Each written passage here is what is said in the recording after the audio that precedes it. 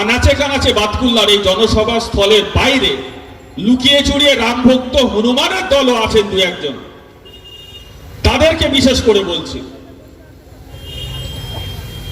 ভারতবর্ষের রাজনীতিতে আমার জানা নেই দেশ স্বাধীন হওয়ার পর থেকে 1947 সাল থেকে শুরু করে আজকের দিন পর্যন্ত 2026 সালের মার্চ মাসের 7 তারিখ পর্যন্ত একসাথে 60 লক্ষ মানুষকে অপরাধী বলে বিচার ব্যবস্থার মধ্যে অন্তর্ভুক্ত করা হয়েছে কিনা আমার জানা নেই। কোন রাম ভক্ত হনুমানের জানা থাকলে, সৎসাহস থাকলে, নির্লজ্জ বেহায়া না হলে, দোকান কাটা বেহায়া না হলে পরের দিন এখানে মাইক বেঁধে একটু বলে যাবেন।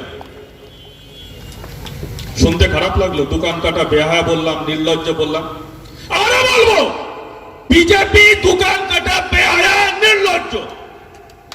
শুনতে খারাপ লাগলে 1000 বার বলবো, আমি দেবাশিস গাঙ্গুলি 1000 বার বলবো। কি অপরাধ করেছিল বিজেপি জবাব দিতে হবে।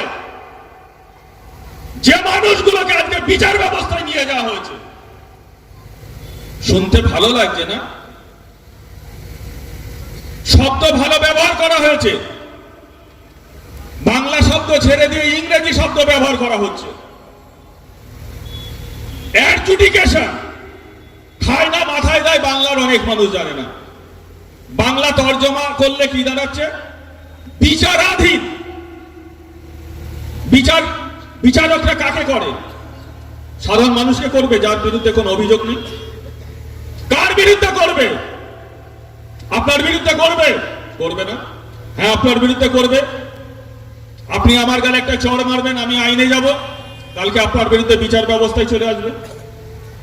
তাহলে 60 লক্ষ মানুষকে এই পশ্চিমবঙ্গের, এই নদিয়া, এই হাসখালির, এই বাতকুল্লা বাইরে নেই, এর বাইরে কেউ নেই। 60 লক্ষ মানুষকে বিচারাধীন করে দেওয়া হয়েছে, বিচার হচ্ছে তাদের। আমি অবাক হয়ে যাই, বাংলার মানুষ এখনো শান্ত আছে। বাংলার মানুষ এখনো শান্ত আছে। বিজেপিকে দেখলে তারা করে না, কারণ এটা গণতান্ত্রিক একটি রাজ্য, গণতন্ত্রের পীঠস্থান। আমরা চাইও না সেটা হোক, কখনোই কাঙ্ক্ষিত নয়, বলবও না কখনো। যদি ব্যক্তিগতভাবে কেউ করে সেটা তার দায়িত্ব, আমরা কখনো রাজনৈতিক ভাবে বলবো না হটকারিতা করতে, আইন হাতে দিতে। কিন্তু 60 লক্ষ মানুষকে আজকে বিচারাধীন করে দেওয়া হলো। কি অপরাধ? তাদেরকে প্রমাণ করতে হবে তারা ভারতীয় নাগরিক। রামায়ণের যুগে চলে গেছে। আমার মায়েরা এখানে আছেন, দিদি ভাইরা এখানে আছেন। মা সীতা দেবীকে অগ্নি পরীক্ষা দিতে হয়েছিল, তিনি সতী আছেন কিনা। লঙ্কা থেকে যখন উদ্ধার করা হলো, লঙ্কা কাণ্ডের পর আগুনের মধ্যে তাকে প্রমাণ দিতে হবে তিনি যদি সতী হন তাহলে সেই অবস্থায় থাকবেন, আর যদি অসতী হন।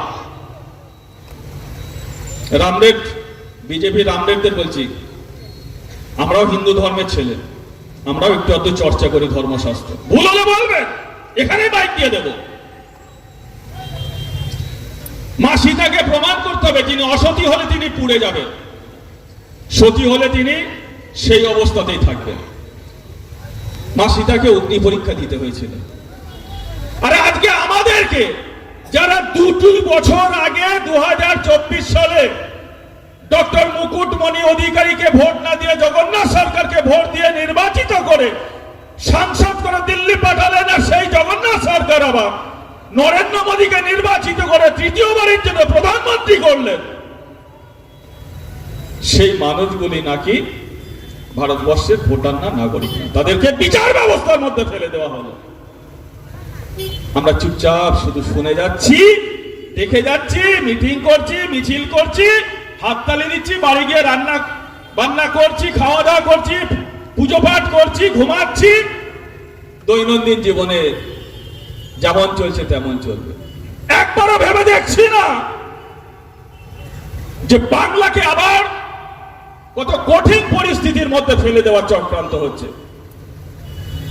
60 লক্ষ তো বিচারাধীন, আর নাম ডিলিটেড হয়ে গেছে 5 লক্ষেরও বেশি, 6 লক্ষের কাছাকাছি, যারা দুদিন আগে ভোট দিয়েছে, ভারতবর্ষের রাষ্ট্র ব্যবস্থা গঠন করেছে।